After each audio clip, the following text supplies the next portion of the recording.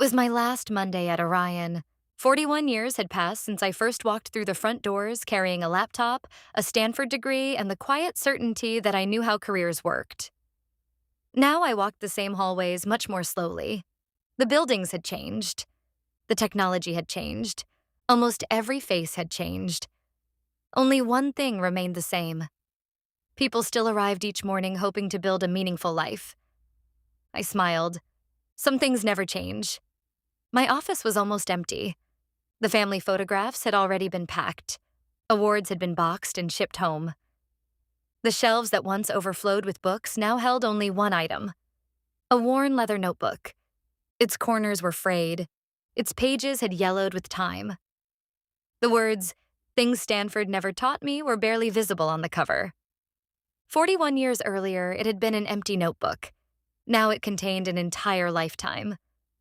Questions, mistakes, lessons, dreams, reinventions. Every chapter of my work span had quietly unfolded between those pages. At 9:15, my computer chimed. One new email. The subject line was simple: "Thank you." I almost ignored it. There had been hundreds of farewell messages during the previous week. Then I noticed the sender. I didn't recognize the name. Curious, I opened it. "Dear Maya, you probably don't remember me. 10 years ago, I attended one of your university talks. I was the student who stayed behind after everyone else left.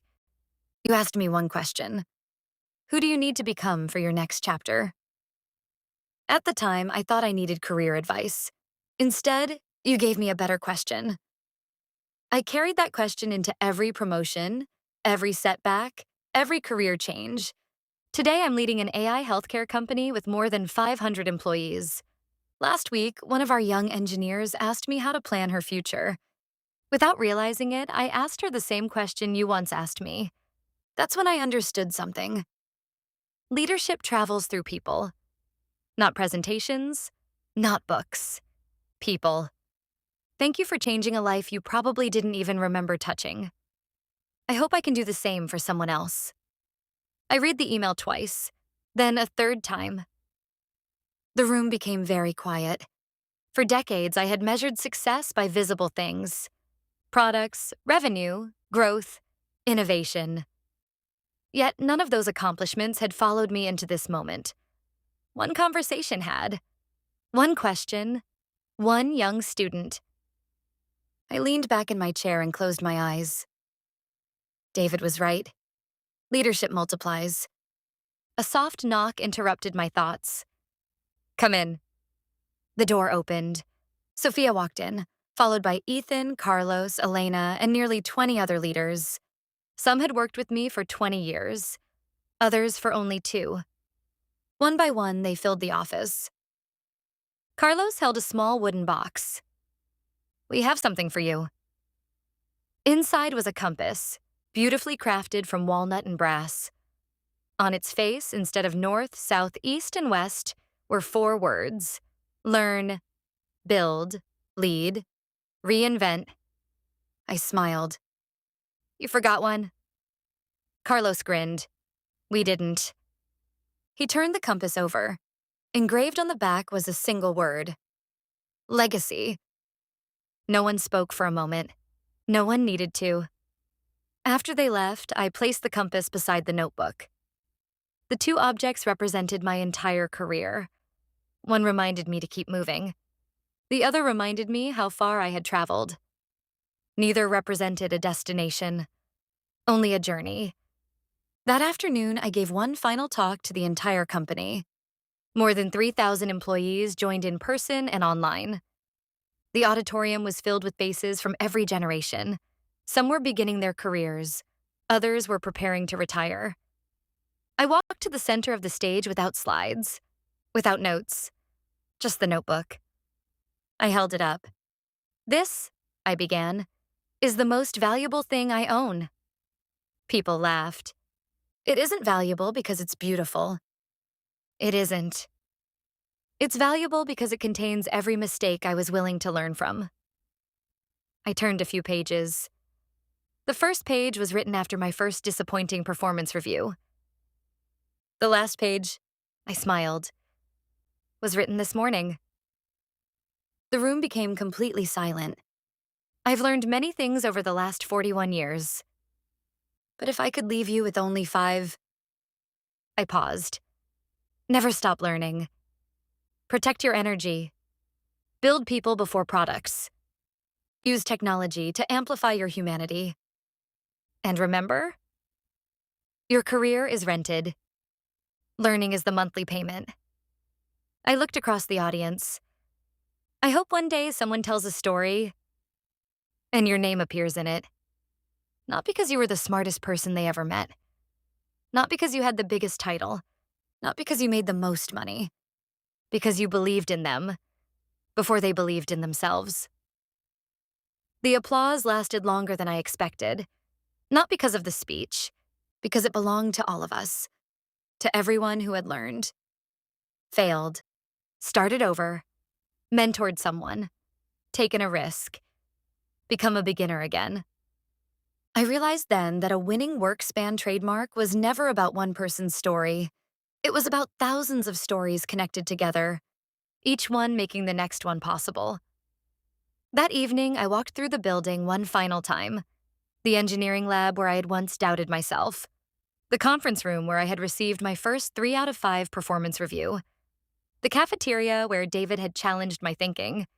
The innovation center where our AI transformation had begun. Every room carried a memory. Every memory had changed me. As I reached the lobby, I turned around one last time. 41 years. It had gone by in what felt like a single conversation. Outside, the sun was beginning to set. The same golden light that had welcomed me on my first day now illuminated my last. I took the notebook under my arm, the compass in my pocket. Then I started walking toward the parking lot. Not away from my career, toward the next chapter. Because Workspan had taught me something retirement never could. Purpose does not retire. It simply finds a new place to serve. I smiled as I looked toward the horizon.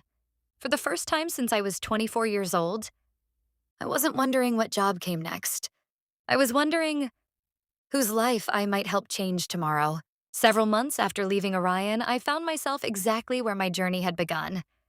Stanford University. The campus looked almost unchanged. Students hurried across the courtyards with backpacks slung over one shoulder, earbuds in, coffee in hand, believing the future was waiting just beyond graduation. I smiled. 40 years earlier, I had been one of them. Certain, ambitious, completely unaware that life would become my greatest teacher. The dean had invited me back to deliver the commencement address. As I waited backstage, I looked down at the same notebook that had traveled with me for 4 decades. The leather was faded. The spine had cracked. Several pages had loosened with age. It no longer looked like a notebook. It looked like a life. The announcer called my name. The applause faded as I stepped to the podium. More than 8,000 graduates, families, professors, and friends looked toward the stage. I smiled. Not because I had prepared a perfect speech, because I no longer believed perfection mattered. Connection did. I graduated from this university many years ago. I began. I believed Stanford had taught me everything I needed to know. The audience laughed softly. I was wrong. I held up the notebook. The most important lessons of my life were written here. Not by professors, by failures, by courage, by curiosity, by people who believed in me before I believed in myself. The audience became quiet.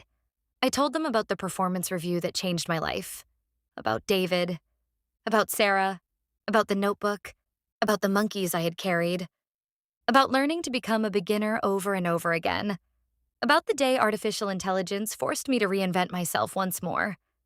I told them that careers don't move in straight lines. They expand, they evolve, they surprise us. Most importantly, they shape us. I looked across the sea of graduates. You think you're here to choose a career? You are. But you're also choosing the person you're becoming. And that choice will matter far more. Near the end of the ceremony, one graduate raised her hand. She couldn't have been older than 22. If you could go back and speak to the 24-year-old Maya, what would you tell her? The question made me smile. I didn't answer immediately. Instead, I closed my eyes for a moment. I could still see her, walking into Orion on her first day, confident, nervous, certain she had everything figured out. I opened my eyes. I wouldn't tell her how to become more successful. I'd tell her to become more curious. I'd tell her to protect her health as carefully as she protected her career. I'd tell her that confidence comes after courage. I'd tell her that every reinvention begins by becoming a beginner. And I'd tell her that the greatest promotion of her life would never appear on her resume. The graduate smiled. So what would appear? I smiled back. The people. After the ceremony ended, students lined up to say goodbye. Some wanted career advice. Some wanted photographs. Some simply wanted to shake hands. As the crowd slowly disappeared, one young woman approached quietly. She looked remarkably familiar. Not because I knew her, because she reminded me of myself. She carried the same mixture of excitement and uncertainty I had once carried. She held out a brand new notebook. Would you sign it? Instead, I opened to the first blank page. I wrote 4 words. Things school never taught me. Below them, I added 1 sentence. Never stop becoming. I handed the notebook back. This is yours now. She looked puzzled. I don't understand. You will. As I walked toward the parking lot, I realized something extraordinary. The notebook was no longer mine. Not really. Its ideas had already begun living in other people. Sophia, Ethan, Carlos, Elena, the student who had just walked away carrying an empty notebook. And perhaps one day, someone she mentored. That is how legacy grows. Quietly. One conversation, one act of courage, one lesson, one life at a time. Today, people occasionally ask me if I miss my career. I always smile, because I never left it. A winning work span isn't confined to an office, a title, or a paycheck. It lives wherever curiosity replaces certainty, where courage overcomes fear, where learning never ends, where leaders build other leaders, and where success matures into significance. Looking back across more than 4 decades, I now understand what my mother meant all those years ago when she told me to enjoy the journey. The journey was never about climbing a ladder. It was about becoming the kind of person who could help others climb theirs. That is the true measure of a life well lived. That is the true meaning of the winning work span trademark. And perhaps if my story has any value at all, it is this. Your career will not be defined by the first job you accept, the title on your business card, or the day you retire. It will be defined by the person you choose to become, again and again, through every season of your life. So keep learning, keep building, keep leading, keep reinventing. And when your own journey is nearing its end, may someone else's story begin with the words, "There was someone who believed in me." Because in the end, that is the only legacy that truly lasts.